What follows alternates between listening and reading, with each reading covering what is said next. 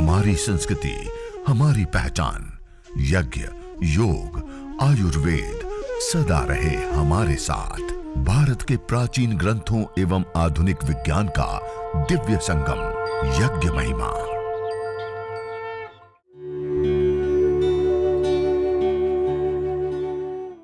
भारतीय संस्कृति में यज्ञ, योग एवं आयुर्वेद जैसी अमूल्य विद्याएं हैं, जिसका मूल है वेद।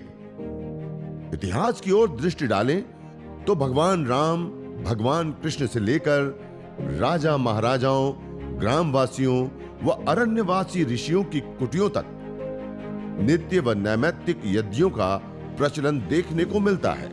ये यज्ञ एक विशुद्ध केमिस्ट्री है। क्या है? अलग अलग द्रव्यों को अग्नि में डालने पर वो जल करके रूपांतरित होकर के वायु के अंदर आते हैं और उसके अंदर अलग अलग मॉलिक्यूल्स, कंपोनेंट्स मौजूद अवस्था में होते हैं। और उसमें जब हम रहते हैं, उसमें जब हम प्राणायाम करते हैं, उसमें जब हम योगाभ्यास करते हैं, मैंने कहा ना अभी हमारा सबसे ज्यादा और इंपॉर्टेंट आहार क्या होता है जी? वायु। वो सारे तत्व वायु में आए, हम उस वायु में 24 घंटा रहते हैं और उस वायु में रहने पर ये रिजल्ट आते हैं। मेडिसिन को गैस फॉर्म में देने का एक तरीका है। और उसके साथ साथ जब हम मंत्रोच्चारण पूर्वक एक अनुष्ठान की भांति यज्ञ कर रहे होते हैं तो उससे ये जो पूरा एनर्जी, ऊर्जा, शक्ति का फ्लो, पंच प्राण, पंच प्राण, सप्त धातुओं का पोषण से लेकर के माइंड रिलैक्स होने से लेकर के स्ट्रेस, तनाव, डिप्रेशन दूर होने से लेकर के हमारे न्यूरोकेमिकल्स बैलेंस हो जाते हैं। दुनिया में आज कोई मेडिसिन नहीं है आप अपने न्यूरोकेमिकल्स को बैलेंस कर सके। यज्ञ करने पर स्वाभाविक रूप से बैलेंस में आ जाते हैं। ये सबसे बड़ी दुनिया की समस्या है और ये इतना अद्भुत। मानी यज्ञ एक चिकित्सा पद्धति है। क्या है? इसको देव चिकित्सा कहते हैं। क्या कहते हैं? देव चिकित्सा। और यज्ञ चिकित्सा के साथ साथ ये बीमारियां ठीक होना एक गौण लाभ है। या हमने अन्य भी जितने भी लाभ देखे ना कि बैक्टीरिया, वायरस, फंगस से बचाओ, रेडिएशन से बचाओ, वायु प्रदूषण से बचाओ, या इस प्रकार के जितने भी हम लाभ देख रहे हैं ये सारे गौण लाभ है। कैसे लाभ है? कहते हैं ना अधिक मात्रा में दवाइयां लेते क्या होता है? Side effect. क्या होता है? ऐसे ही इस यज्ञ को करने पर ये सारे के सारे साइड बेनिफिट है। क्या है? साइड बेनिफिट है। ये यज्ञ मुख्य रूप से किया जाता है देव ऋण से उऋण होने के लिए। किसके लिए किया जाता है? इसको देव यज्ञ कहते हैं। क्या कहते हैं? हम अग्नि, वायु, जल, पृथ्वी, सूर्य, चंद्र, तारे, नक्षत्र, इन सब से ले रहे हैं ना, प्राण वायु ले रहे, जल रहे, ये सारी चीजों से हमारा जीवन चल रहा है। इसलिए तो वो देवता है, वो दाना देव, वो हमें दे रहे हैं, इसलिए हमारा जीवन चल रहा है। अब ये जो हमारा जीवन चल रहा है उसके लिए हम ले रहे हैं, हम उनको वापस क्या लौटा रहे हैं? कुछ नहीं लौटा रहे हैं। तो हम देव ऋण से ऋणी हो जाते हैं। क्या हो जाते हैं? इस ऋण को कहते हैं देव ऋण। क्या कहते हैं? जैसे माता पिता ने हमने पाला, पोसा, बड़ा किया, पढ़ाया, तो हम पितृ ऋण से युक्त हो जाते हैं। ऐसे ही इसको कहते हैं देव ऋण। और देव यज्ञ प्रातः काल में सूर्य और प्रजापति के लिए और सायंकाल को अग्नि और प्रजापति के लिए विशेष आहुतियां दे करके हम इस देव ऋण से उऋण होते हैं। ये हमारा कर्तव्य है। इसको जरामर्य सत्र कहा।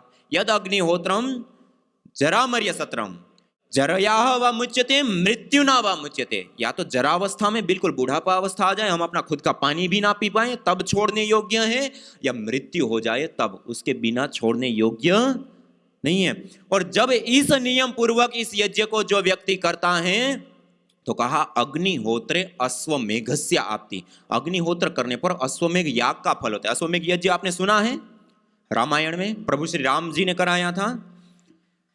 सामान्य व्यक्ति नहीं कर सकता है इस यज्ञ को, राजा भी नहीं कर सकता है। जो चक्रवर्ती सम्राट राजा होता है, राजाओं का भी राजा महाराजा होता है, और वो भी कई सारे प्रकार के गुणों से, कार्यों से युक्त होता है, तब वो उस यज्ञ का करने का अधिकारी होता है।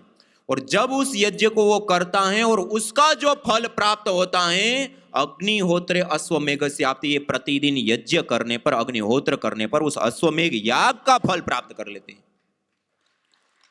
ये है इस अग्निहोत्र का मुख्य लाभ। और बाकी सब चीजें गौण हैं, बाकी सारी चीजें साइड बेनिफिट है। तो ये यज्ञ करने पर मुख्य लाभ होता है। और देखिए उसके साथ साथ इस यज्ञ को करने पर इस प्रकृति का पोषण और संवर्धन होता है। हम 5 तत्वों का प्रयोग ले, 5 तत्व से हमारा तन बना है, 5 तत्वों से पर्यावरण और ब्रह्मांड बना है। शास्त्रों में कहा अयम यज्ञो भुवनस्य नाभि, यह यज्ञ संपूर्ण चराचर भूमंडल ब्रह्मांड की नाभि है। जैसे माता के गर्भ में शिशु नाभि से पोषण पाता है, संवर्धित होता है, ऐसे ही ये पंचभूतात्मक पिंड और ब्रह्मांड इस यज्ञ रूपी नाभि से पोषित होता है। और कहा वसोह पवित्रमसि द्योरसि पृथ्वीरसि मातरिस्वानो धर्मोऽसि परमेण धामना द्रिहस्व माह्वार्माते यज्ञपतिम भाषित। यह यज्ञ हवन अग्निहोत्र करने पर यह यज्ञ पवित्रता का हेतु है, शुद्धि का हेतु है। वसो पवित्रमसि द्योरसि, यह द्युलोक में स्थित होने वाला, द्युलोक में संतुलन स्थापित करने वाला, द्युलोक को पोषित करने वाला है। पृथ्वीरसि, पृथ्वीलोक को संतुलित करने वाला है, पोषित करने वाला है। मातरिस्वानो धर्मो से, मातरिस्वान कहते हैं वायु को, इस वायु में भी स्थित होने वाला, उसका पोषण और संवर्धन और उसके अंदर जीवनी शक्ति का संचार करने वाला है। परमेण धामना द्रिहस्व, जिन जिन स्थानों पर यज्ञ होते हैं वो स्थान परम धाम बन जाते हैं। द्रिहस्व, हमें पोषित करने वाले, हमें संवर्धित करने वाले, हमें उन्नति देने वाले होते हैं। परमेण धामना द्रिहस्व माह्वार्मत यज्ञपतिम भाषित। हे याज्ञिक, तो इस यज्ञ का त्याग कभी भी मत कर, ये पिंड से लेकर के ब्रह्मांड पर्यंत सब जगह पे संतुलन कायम करने वाला है। तो ये पंचभूतात्मक इस प्रकृति का संतुलन करता है। तो हम जब यज्ञ की बात करते हैं कि यज्ञ करना चाहिए, तो बहुत सारे लोगों के मन में आते हैं ये तो पंडितों का विषय है, ये तो ब्राह्मणों का विषय है। ये पंडितों के लिए, ब्राह्मणों के लिए नहीं, हम सब के लिए है। क्या पंडित ब्राह्मणी वायु में श्वास लेते हैं? हम सब लेते हैं, सब लेते हैं ना। बैक्टीरिया, वायरस, फंगस उसी को लगते हैं, हम सबको लगते हैं। बीमारियां उसी को लगती हैं, हम सबको लगती हैं। रेडिएशन उसी को लगता है, हम सबको लगता है। ये सारी चीजें हम सबको प्रभावित करती है समान रूप से, चाहे किसी भी जाति, मत, पंथ, संप्रदाय को मानने वाला व्यक्ति हो, स्त्री हो, पुरुष हो, युवा हो, बालक हो, वृद्ध हो, किसी भी देश में रहने वाला व्यक्ति हो, हम सब समान रूप से इस प्रकृति मां का प्रयोग लेते हैं। एक ही धरती पर विचरण करते हैं, एक ही वायु में श्वास लेते हैं, एक ही जल का पान करते हैं, एक ही सूर्य से रोशनी लेते हैं, एक ही आकाश मंडल के नीचे हम बसते हैं। समान रूप से इस प्रकृति मां का हम सब प्रयोग लेते हैं, नहीं लेते हैं? और इस प्रकृति मां के प्रति अपने ऋणों को अदा करने का सबसे बड़ा माध्यम और साधन कोई है तो यज्ञ है। इसलिए हम सबको करना चाहिए, ये हमारा कर्तव्य है। और इसको हम नहीं करते हैं तो कहा यज्ञ शिष्टा सिन संतो मुच्यन्ते सर्वकल विषय भुंजते तु त्वघम पापा ये पचन्ति आत्म कारणात्। जो बिना यजन के भोजन ग्रहण करता है वो पापी है, पाप का भोग कर रहा है। श्रीमद् भगवद गीता में 3 अध्याय में कहा। और यज्ञ करने के बाद भोजन करता है तो मुच्यन्ते सर्वकल विषय, सारे पापों से, दोषों से, क्लेशों से मुक्त हो जाते हैं। और 4 अध्याय में जाकर के फिर से कहा यज्ञ शिष्टा अमृत भुजो यान्ति ब्रह्म सनातनम। जो यज्ञ करने के बाद प्रसाद रूप अन्न को ग्रहण करता है वो सनातन ब्रह्म को प्राप्त कर लेता है। बड़ी उपलब्धि। और नायम लोको यज्ञ कुतो अन्य कुरु सतम, जो यज्ञ नहीं करता है उसके लिए तो यह लोक भी सुकर नहीं होता है, परलोक की तो बात ही छोड़ दीजिए उसकी। इतना ज्यादा यज्ञ की महिमा। और एक और करने पर सनातन ब्रह्म की प्राप्ति। यथे क्षुधिता बाला मातरम परि उपास्ते एवं सर्वाणि भूतानि अग्निहोत्रम उपास्ते। कहा जैसे भूख रूपी दुख से पीड़ित बालक अपनी माँ की उपासना करता है, अपनी माँ के सानिध्य में जाता है, अपनी माँ की गोदी में जाता है, और निश्चित रूप से भूख रूपी दुख की निवृत्ति होती है। एवं सर्वाणि भूतानि, ऐसे ही सारे मनुष्यगण अपने जीवन में आने वाले रोगों से, दोषों से, दुखों से, कष्टों से, क्लेशों से, तापों से मुक्ति पाने के लिए यज्ञ की शरण में जाते हैं और सारे तापों से छुटकारा और मुक्ति पाते हैं। येन सदनुष्ठानेन संपूर्ण विश्वम कल्याणम भवेत्। आध्यात्मिक, आधिदैविक, आधि भौतिक ताप त्रयोन उन्मूलनम सुकरम स्यात् तद यज्ञ पदाभिधेयम। कहा कि जिस सदनुष्ठान को करने पर संपूर्ण विश्व का कल्याण होता हो और व्यक्तिगत जीवन में आने वाले आध्यात्मिक, आधिदैविक और आधिभौतिक तीनों प्रकार के तापों का उन्मूलन, दूर होना, जिससे सरल हो जाए, उसको यज्ञ कहते हैं, हवन कहते हैं। इतनी बड़ी चीज है। एक और यज्ञ करने पर सनातन ब्रह्म की प्राप्ति, एक और यज्ञ करने पर संपूर्ण विश्व का कल्याण, एक और यज्ञ करने पर जीवन में आने वाले तीनों प्रकार के तापों का उन्मूलन, दुखों की निवृत्ति, एक और यज्ञ करने पर सनातन ब्रह्म की प्राप्ति बता दी, और एक और यज्ञ नहीं करने पर भुंजते तु त्वगम पापा ये भजन्ते आत्म कारण, वो पापी है, पाप का भोग कर रहा है, बिना यजन के भोजन कर रहा है। मनुस्मृति में महर्षि मनु जी ने कहा, जो व्यक्ति यज्ञ नहीं करता है, याग नहीं करता है, वो श्वास लेता हुआ भी श्वास नहीं ले रहा है, और इस धरती पर जीते हुए भी मुर्दे के समान है, भूमि भार भूता का। और आचार्य चाणक्य जी ने यहां तक कह दिया कि स्वाहा स्वधा कार विवर्जितानि स्मशान तुल्यानि गृहानि तानि, जिस घर के अंदर यज्ञ याग आदि नहीं होते हैं वो घर त्याज्य होते हैं, वो घर स्मशान के तुल्य होते हैं। वहां दोष, क्लेश, बीमारियां, रोग, अज्ञान, अभाव, अदृष्ट, अशुभ सबसे युक्त रहते हैं, जीवन में दुख रहता है। तो हमें अपने घर के अंदर जब यज्ञ करते हैं तो वेद में कहा, होत्री सदनम हरितम हिरण्ययम, जिस घर के अंदर प्रतिदिन यज्ञ होता है वो घर देवालय सा दिव्य हो जाता है, वो देवालय शिवालय बन जाता है, वहां पर देवीय शक्तियों का वास होता है। हम अपने घर को हिरण्यमय बना सकते हैं इतना छोटा सा यज्ञ करके। आप ही बताइए, इतना छोटा सा 10 मिनट की प्रोसेस है, कितने मिनट? 10 मिनट यदि अपने जीवन के अंदर निकालते हैं और हवन को करते हैं तो हम रेडिएशन से बच जाते हैं, हमारा पूरा परिवार बच जाता है, वायु प्रदूषण से बच जाते हैं, बैक्टीरिया, वायरस, फंगस से बचाव होता है, वायुमंडल के अंदर ऋण आवेशित कण बढ़ने के कारण जंगल जैसा वायुमंडल हमें घर के अंदर मिलता है, कोई बीमारी होती नहीं है, और हो गई है तो वो बीमारी को भी हम यज्ञ करके ठीक कर सकते हैं। और उसके साथ साथ देव पूजन होता है, ईश्वर की आराधना होती है, हम देव ऋण से ओऋण होते हैं, पंचभूतात्मक पिंड और ब्रह्मांड में स्वास्थ्य और संतुलन कायम होता है। कितने सारे लाभ! आप ही बताइए, 10 मिनट का कोई कर्म मनुष्य के द्वारा किए जाने वाला हो और इतने सारे लाभ हो, और अंतिम में यहां तक कि अग्निहोत्र अश्वमेघस्य आपने बताया हो, है कोई ऐसा कर्म है जो 10 मिनट करे और इतने लाभ हो? इसलिए इस यज्ञ को कहा यज्ञो वै श्रेष्ठ तमम कर्म। मनुष्य के द्वारा इस जीवन में जितने भी कर्म किए जाते हैं उसमें सबसे श्रेष्ठ और उत्तम कोई कर्म होता है तो यज्ञ होता है। तो इसको करना चाहिए, नहीं करना चाहिए? आपकी आवाज नहीं आ रही।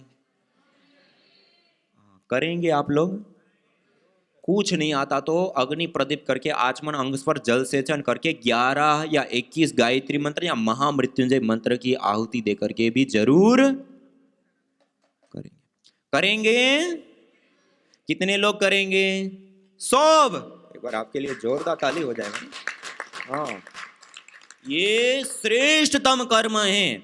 आज हम एक संकल्प लेकर के जाएंगे, अपने घर के अंदर प्रतिदिन हम यज्ञ अवश्य, हाँ, ये जरूर करना है।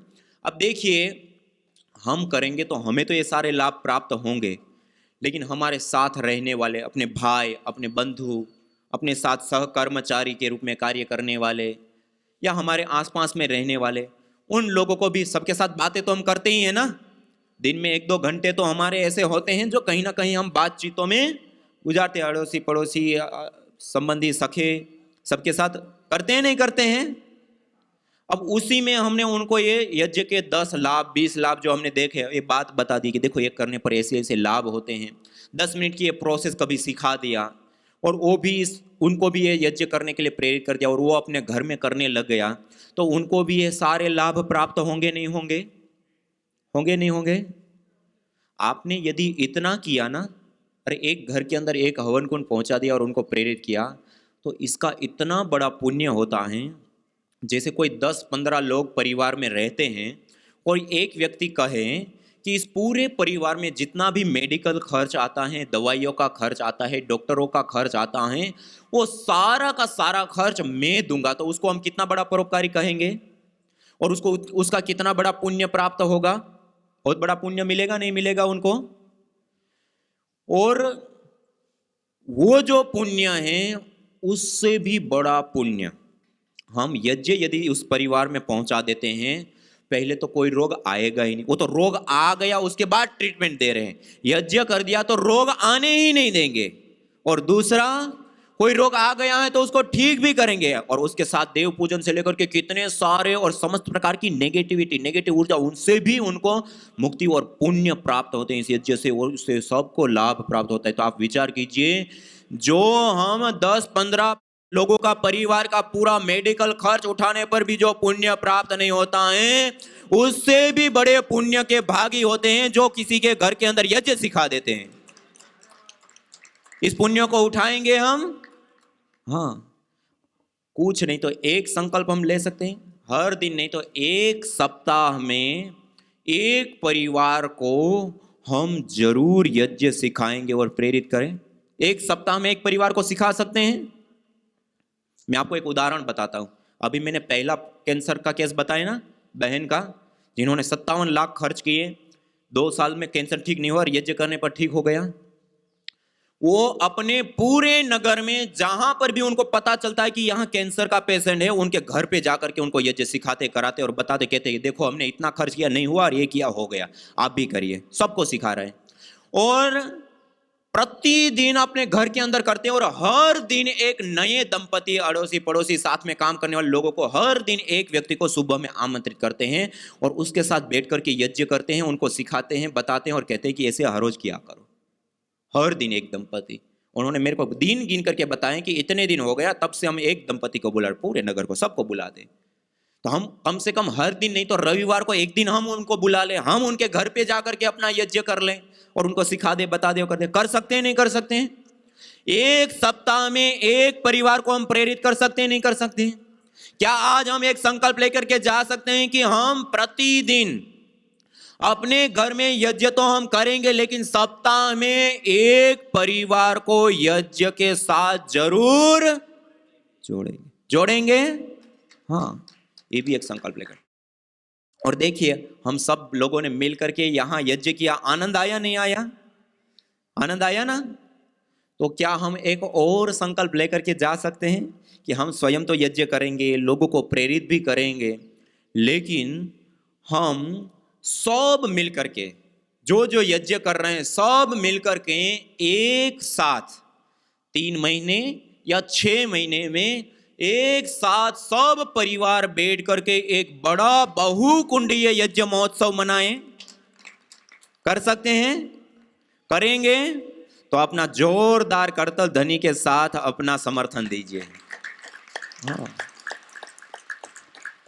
तो आज हम 3 संकल्प लेकर के जाएंगे। एक, प्रतिदिन हम अपने घर के अंदर हवन जरूर, एक सप्ताह में एक परिवार को यज्ञ से जरूर जोड़ेंगे, और 3 महीने या 6 महीने में बड़ा यज्ञ महोत्सव मनाएंगे। और देखिए, ये यज्ञ को करने पर ये जो अलग अलग बहुत सारे हमने लाभ देखे, वो बहुत सारे लाभ हैं। और इससे अलग भी बहुत सारे, जैसे पुण्यों की प्राप्ति। हम जिस जीवन को जी रहे हैं उस जीवन का केंद्र बिंदु क्या होता है? पुण्य होता है। क्या होता है? हम अपने जीवन में जो कुछ भी करते हैं ना, उसमें से पुण्य और पाप हमारे साथ होते हैं। लोग कहते हैं ना, मरने के बाद क्या साथ में लेके जाओगे? कुछ नहीं जाने वाला, पाप और पुण्य दोनों ही साथ जाने वाले। हमने जो कर्म किया ना, हमारे कर्माशय हमारे साथ जाने वाले। उसी पाप और पुण्य कर्माशय के आधार पे हमें जाति, आयु और भोग अगले जन्म में मिलता है। क्या मिलता है? जाति, आयु, भोग। जाति मानी मनुष्य, कीट, पतंग, पशु, पक्षी, पेड़ पौधे, ये सब। तो एक तो जाति, मनुष्य जाति मिल गई। जाति के बाद आयु, हमारी आयु कैसी हो? एक व्यक्ति को देखे तो जन्म होते ही मृत्यु को प्राप्त होते, बाल्यावस्था, किशोरावस्था, युवावस्था में चले जाते। मान लो उसमें भी हमें चिर आयु मिल गई। जाति के बाद आयु भी मिल गई। उसके बाद मिलता है भोग। क्या मिलता है? भोग मानी इस जीवन में आने पर धन, धान्य, ऐश्वर्य से लेकर के माता पिता, गुरुजन, ज्ञानी है, अज्ञानी है, सामान्य, कुल खानदान, यशस्वी है, सामान्य है, या अन्य सारी सुविधाएं। एक व्यक्ति को हम देखें, रात दिन मेहनत करता है, अपने बच्चों को नहीं पढ़ा पाता है। और एक व्यक्ति को देखें, आराम से छोटे मोटे काम करता है और अरबों खरबों का मालिक हो जाता है। एक व्यक्ति को हम देखें तो बीमार होने पर उसको कोई दवाई देने के लिए या पूछने के लिए व्यक्ति नहीं होता है। और एक व्यक्ति को देखें तो छींक भी आ जाए तो पीछे 10 डॉक्टर खड़े होते हैं। कि सब किसके आधार पे मिलता है? पुण्यों के आधार पे। किसके आधार पे? और मनुष्य जीवन में आकर के पुण्यों को प्राप्त करने का अथाह भंडार, पुण्यों की कृषि कोई है तो वो यज्ञ है।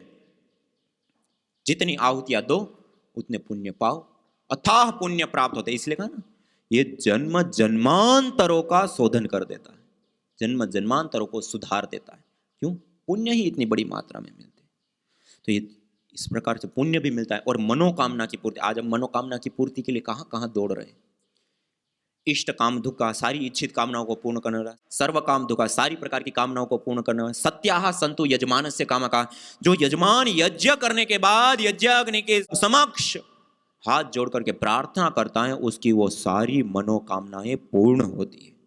मनोकामना का सबसे बड़ा साधन है। तो ऐसे यज्ञ दृष्ट लाभ भी देता है, अदृष्ट लाभ भी देता है, भौतिक लाभ भी देता है, आध्यात्मिक लाभ भी देता है। पंचभूतात्मक पिंड से ब्रह्मांड तक में स्वास्थ्य और संतुलन भी कायम करता है। देवी शक्तियों का पूजन, ईश्वर की आराधना, देव ऋण से उऋण होने से लेकर के सूची जीवो अग्नि सहस्त्रारंभ, वेद में कहा यह पवित्र ज्वाला वाली यज्ञाग्नि हमें हजारों हजारों लाभ प्रदान करती हैं। तो आज हम सब लोगों ने मिलकर के इस यज्ञ को किया भी। आज हम यह संकल्प भी लेकर के जा रहे हैं कि प्रतिदिन अपने घर में करेंगे, औरों को भी जोड़ेंगे और 3 महीने 6 महीने में बड़ा यज्ञ महोत्सव मनाएंगे और पूरे संसार को यज्ञमय बनाएंगे। और आने वाले होली के पावन पर्व पर हम होलिकोत्सव पर वासंती नवसश्रेष्ठी यज्ञ करेंगे। क्या करेंगे? हाँ, उस समय विशेष जड़ी बूटियां, अन्न आदि की होली पर विशेष आहुतियां देकर के एक साथ बड़ी मात्रा में पर्यावरण का शोधन, पोषण और संवर्धन करके इस देश से कोरोना रूपी महामारी का उन्मूलन करेंगे एक साथ। तो इसी के साथ आज हम सब लोग मिलकर के इस श्रेष्ठतम कर्म, देवीय कर्म यज्ञ को कर पाएं। और इस कार्य को करने के लिए किसी का संकल्प और बहुत पुरुषार्थ चाहिए ना। हम यहाँ बैठे हैं, हम तो आकर के आराम से बैठ गए, लेकिन जिन कार्यकर्ता योग योद्धा भाई बहनों ने मिल करके ये सारा प्रयास किया, पुरुषार्थ किया, ये सारी चीजें जुटाई, एक बार हमारी भी उनके प्रति कृतज्ञता बनती है नहीं बनती है? आइए एक बार जोरदार करता ध्वनि के साथ उन सारे कार्यकर्ता, योग योद्धा, साधक, याज्ञिक भाई बहनों के प्रति हम अपनी कृतज्ञता ज्ञापित करें, अपना सत्कार उनका करें। इस प्रकार लंबे गए हैं सांसों के साथ कि उनके तप और पुरुषार्थ के कारण हम सब बैठ करके यह देवीय कर्म को कर पाएं। और सभी मंचस्थ हमारे कार्यकर्ता, योग योद्धा, साधक भाई बहन, हमारे भारत स्वाभिमान पतंजलि योग समिति से लेकर के सारे कार्यकर्ता, योग योद्धा भाई बहन, सब लोग मिल करके यहाँ पर इस पतंजलि योगपीठ परम पूज्य श्रद्धेय स्वामी जी महाराज, परम पूज्य श्रद्धेय आचार्य श्री महाराज के मार्गदर्शन निर्देशन में सारे कार्यों को आगे बढ़ा रहे हैं। एक बार सबका करतल ध्वनि से हम स्वागत करते हैं, उनका सत्कार करते हुए।